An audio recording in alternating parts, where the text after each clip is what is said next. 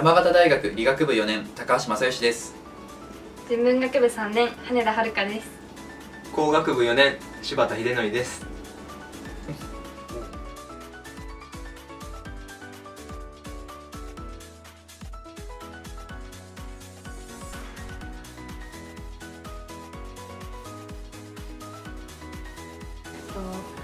まず空き家を見つけるところから始まって、その回収するためのクラウドファンディングをして費用を集めたりだとか、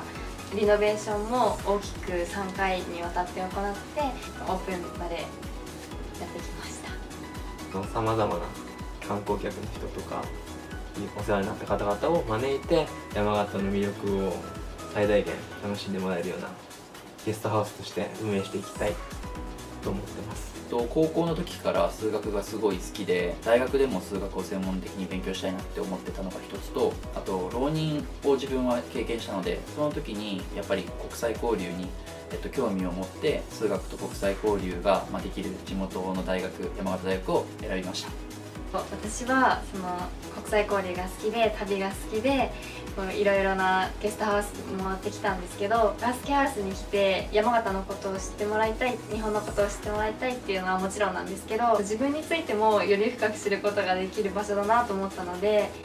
みんなが自分を好きになれる場所になったらいいなと思ってます。